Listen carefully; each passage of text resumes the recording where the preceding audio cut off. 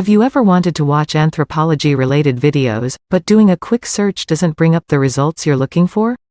Or, maybe you don't have the time to sort through thousands and thousands of results just to find a cool documentary. Either way, my video series on must-watch videos in anthropology is made for you. Hi everyone, this is Kirsten, the anthropologist behind Anthropology for You.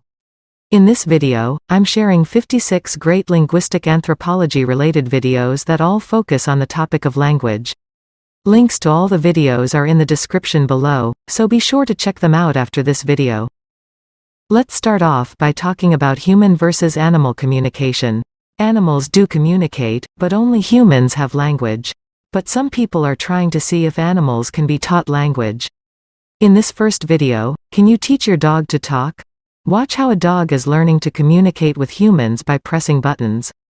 There is a lot of controversy around dogs like this that are being taught to communicate using buttons. Some people say the dogs are just learning to push random buttons to get attention from their owners, while other people say that the dogs are actually communicating. Watch for yourself and see what you think. In this second video, called, "This Cat's Favorite Word is Exactly What You'd Expect," watch how a cat communicates, also using buttons. Once again, there is controversy over if the cat is actually communicating or not. So watch and decide for yourself. In this next video, watch how Koko the gorilla uses sign language to communicate. Koko learned to sign over 1,000 words, and she was able to understand a lot more. This video is called, "Watch Koko the Gorilla Use Sign Language in this 1981 film," and was made by National Geographic. Once again, there is a controversy over primates that have been taught sign language. Some people say they are communicating, while others feel the primates are just mimicking the researchers. Watch the video and see what you think. Now let's move on to videos about the sounds of language, which is called phonology. Video 4, called, Phonology, Crash Course Linguistics Number 10, is a great introduction to the study of phonology. To learn more about phonology, check out video number 5, called, Weird Phonemes, Pronouncing the World's Rarest Sounds. Learn about the unusual sounds that are found in some languages. Some languages use clicking sounds. You can hear these click languages in the next few videos. In video 6, called, How to Pronounce Zulu Clicks with Sakhile Dube, you can listen as a native speaker shows you how to make different kinds of clicking sounds in his language. In video 7, listen as a native speaker talks about the clicks in his language, and says a very difficult sentence involving the clicks. This video is called, Julius Guide, Willie Komani, describes the Xhosa, click, language, and was created by the BBC. Next in video number 8, called, Click Language, and the San Bushmen People, watch as the San Bushmen people speak in their clicking language. You can also learn a little about the San culture in this video as well. Now let's move on to languages that involve whistling. These are called whistled languages. Whistle languages are found in various parts of the world, including Myanmar, Mexico, Turkey, the Canary Islands, the French Pyrenees, Ethiopia, Cameroon, and New Guinea. These languages tend to be found in areas where people are isolated from each other throughout the day. For example, people may be isolated from each other when they are hunting, herding, or taking part in hill agriculture. Also, whistle languages tend to be found in certain environmental conditions, such as areas with mountains or dense vegetation. Why is this? Well, because people in these types of environments can't hear each other very well when they talk or even shout. But they can hear whistles. So, whistling is an adaptation for communicating in those types of environments.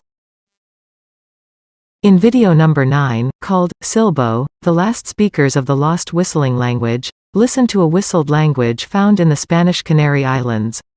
Watch as young children in school learn how to communicate in the whistled language. In video number 10, listen to another whistled language, this time from the mountains of Turkey. This video is called, This Turkish Language Isn't Spoken, It's Whistled.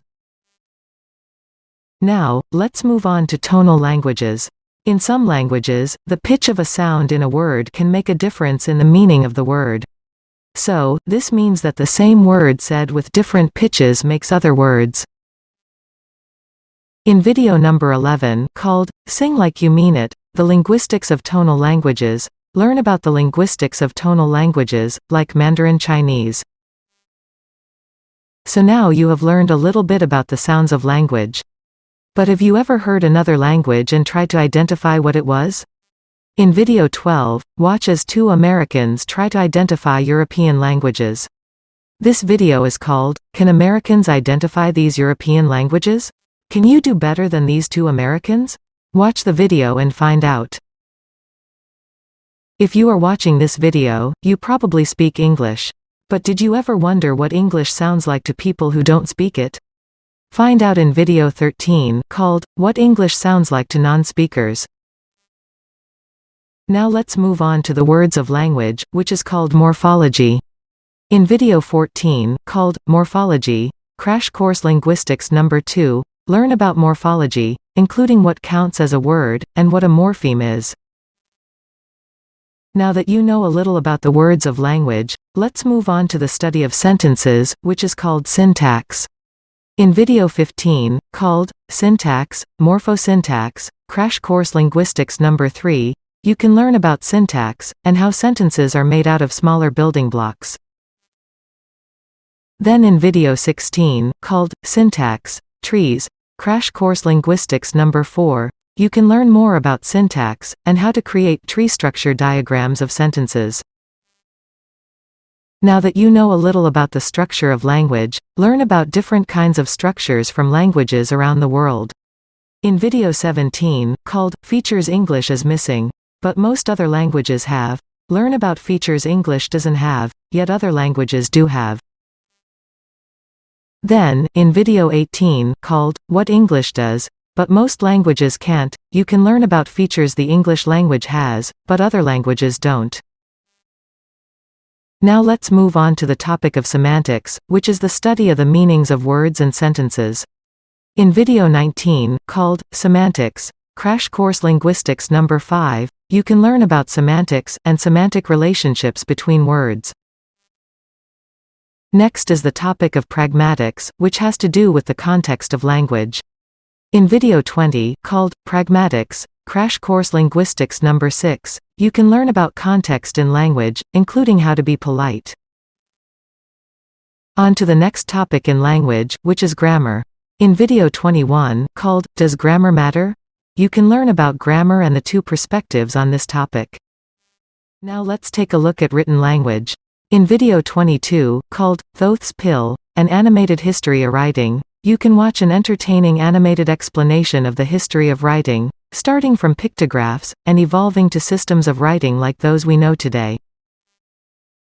In the next video, video 23, you can view a timeline and globe showing the development of writing in different places in the world.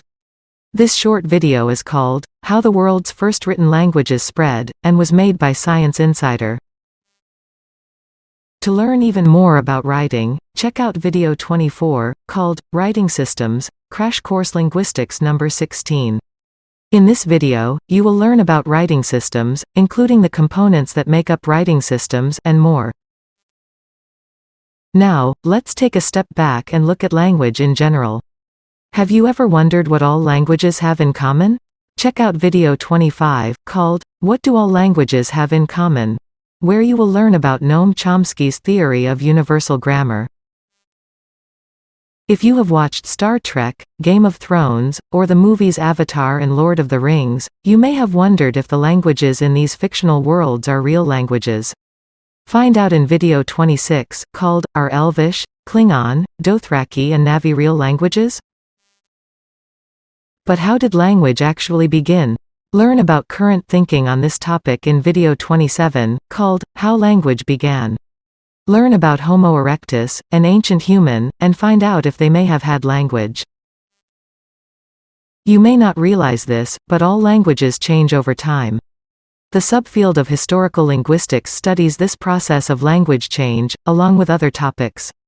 You can learn about historical linguistics and language change in video 28, called, Language Change and Historical Linguistics, Crash Course Linguistics Number 13. Another topic that historical linguistics studies is language families. Most languages are related to each other. For example, French, Spanish, Portuguese, Italian, and Romanian are related, and they all developed from Latin. Latin is the proto-language for these languages, meaning it was the parent language that the rest evolved from. A language family is a group of languages that all descended from one ancestral language. There are 142 different language families all around the world, but there are 6 major language families. In video 29, called, How Languages Evolve, you can learn about these language families. Historical linguistics also studies language variation, which includes things like dialects, which are varieties of a language. You can learn about language variation in video 30, called, World Languages, Crash Course Linguistics number 14. Find out how languages are defined, and learn about dialects.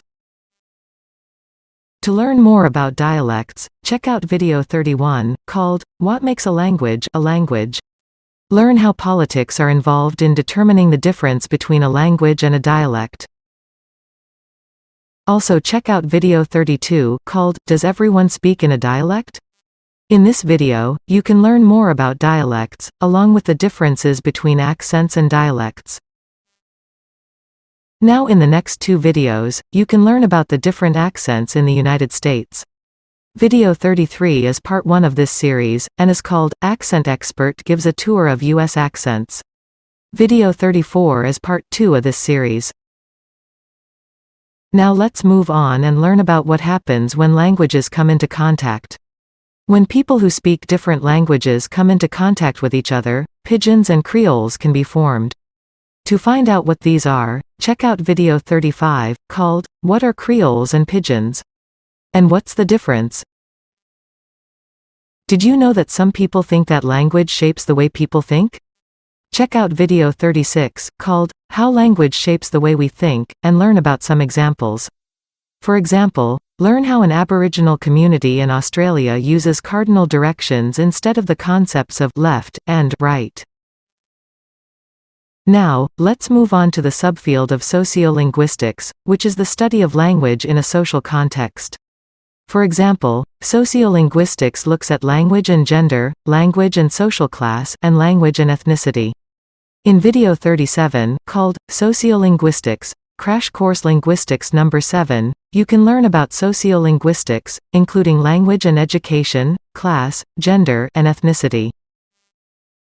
Now I'd like to share 2 videos about something called code switching. Code switching is when you switch back and forth between languages when you are speaking. For example, in the United States, some people who know both Spanish and English will say sentences that contain both Spanish and English words.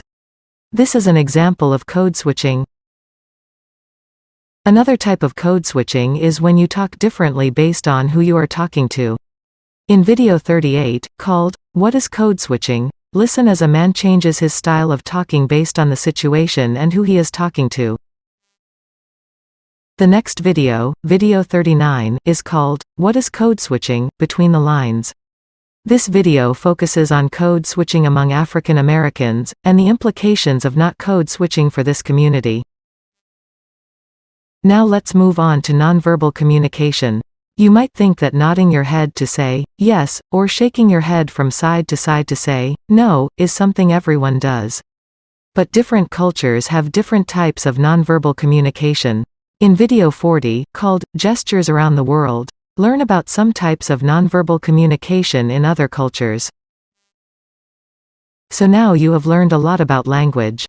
But did you ever wonder how it works? How can we understand language? Check out video 41, called, How Do Our Brains Process Speech, to find out. Want to learn more about language and the brain? Watch video 42, called, Psycholinguistics, Crash Course Linguistics number 11.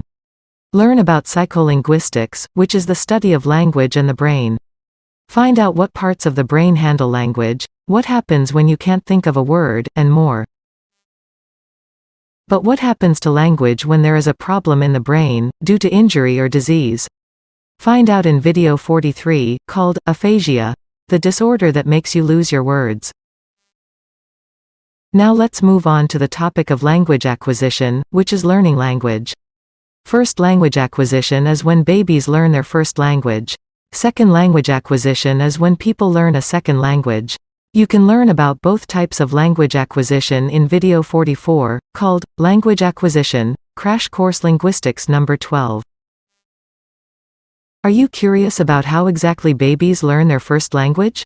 Check out video 45, called The Linguistic Genius of Babies, to learn what science has taught us about this topic, through lab experiments and brain scans.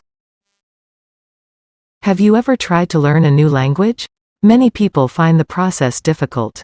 In video 46, called Why We Struggle Learning Languages, learn about a novel strategy for learning a new language. Now let's move on to a new topic, language death. Did you know that languages can die? When there are no more speakers of a language, the language dies. If there are only a limited amount of people who speak the language is considered endangered. In the next two videos, you can learn about this process of language death.